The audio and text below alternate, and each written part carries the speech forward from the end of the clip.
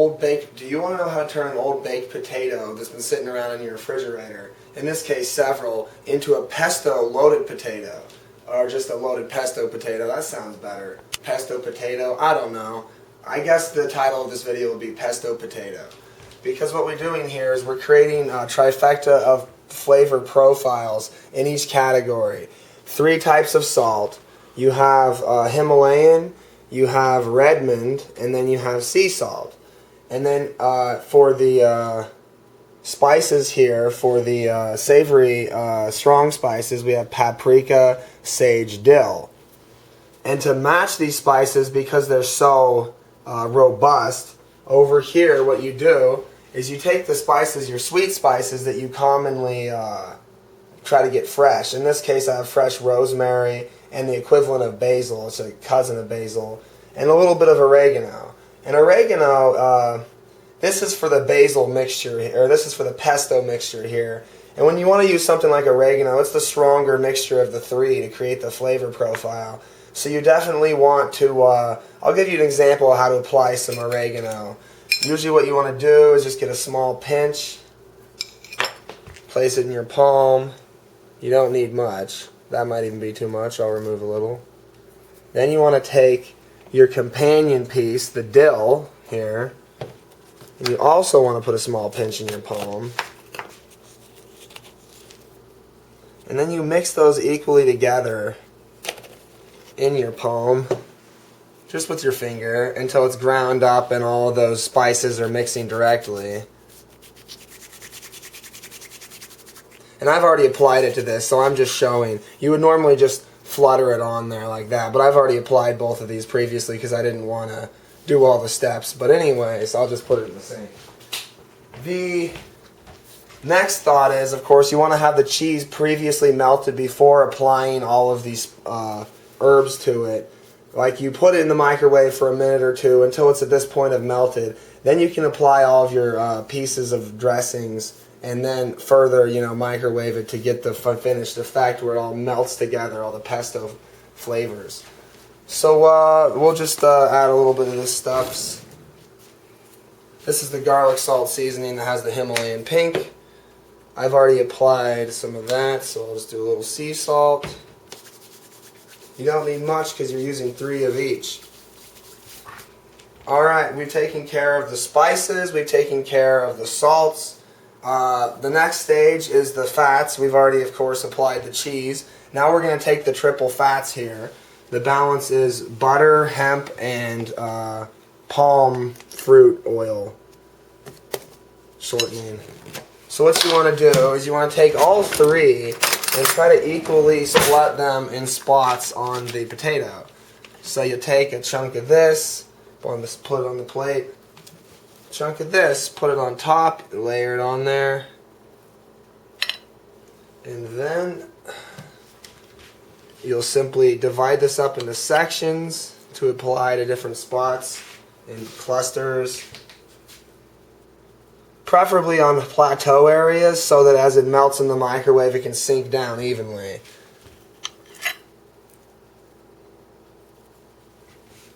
Just keep applying it like the most delicious scene ever to be concocted.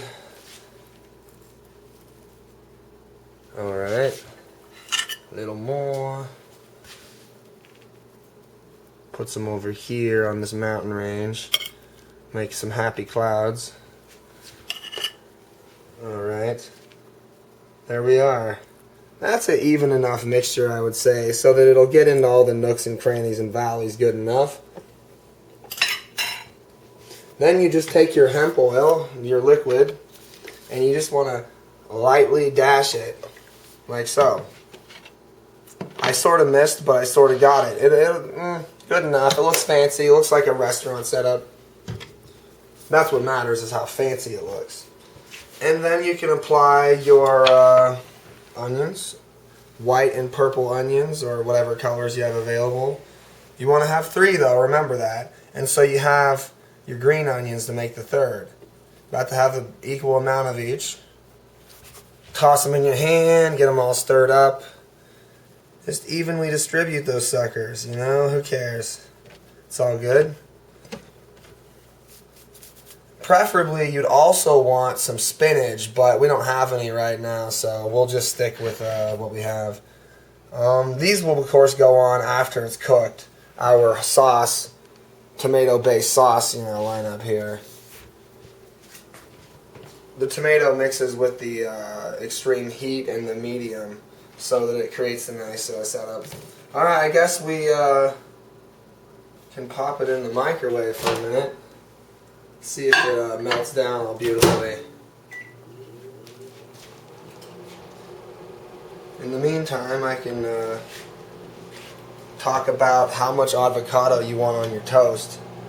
Basically, often with this type of meal, I would have some sort of multi-grain bread to put with the potato, and then you would put the avocado on the toast with some sort of, I don't know, I almost like barbecue sauce on the toast, but that's just me. Just some regular, butter or something will do,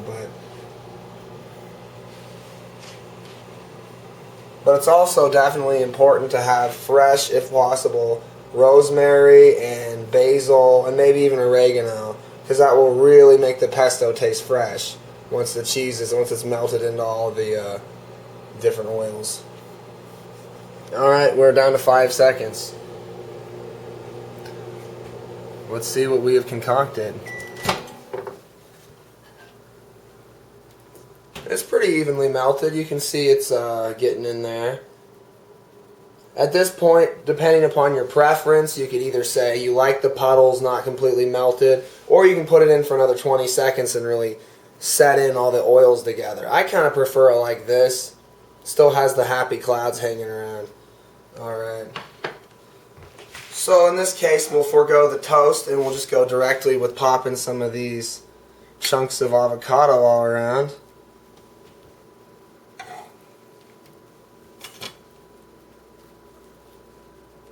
Evenly distribute these out.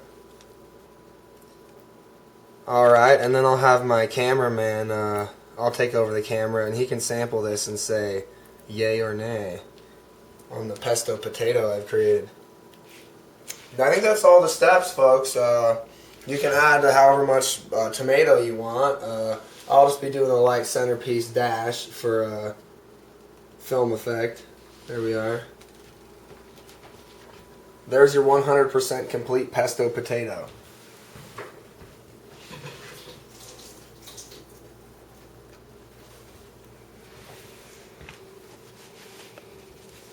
Alright, you can take the camera.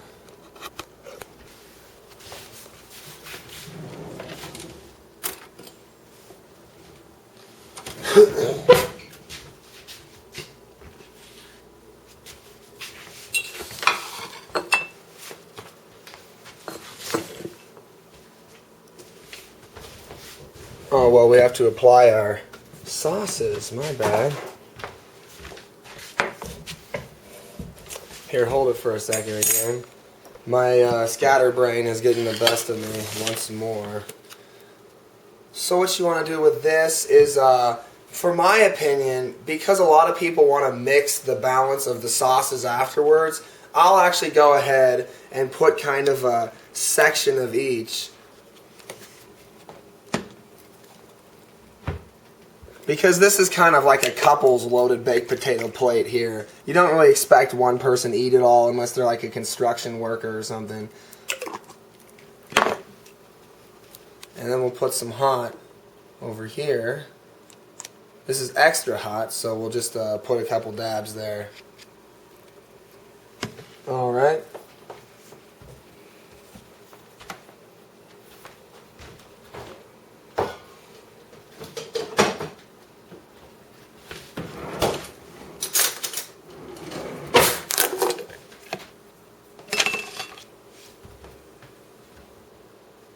What you want to do is get some nice bits of sour cream options around the edges,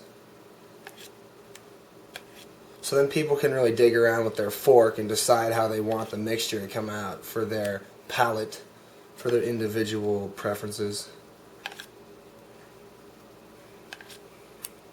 And depending upon where you are in what country, you want to put a different balance of sour cream. I like a lot. This is getting towards a lot here. That's about right. All right, we're done.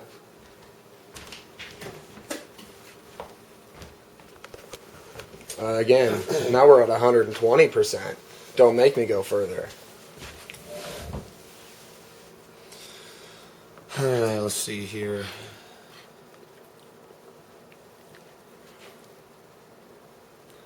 Now these baked potatoes were about probably over a week old in the refrigerator, and they were not smelling funny yet, not looking funny, but they were definitely looking soggy.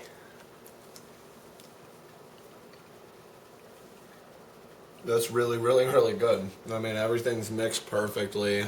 The spice actually does taste good together. It's properly balanced to where what happens is if you're noticing that you're tasting the oregano and everything too much, then that's an issue. Because what you want to be tasting is you want to be tasting what's good about the potato plus what's good about the spice rather than too much of one or the other.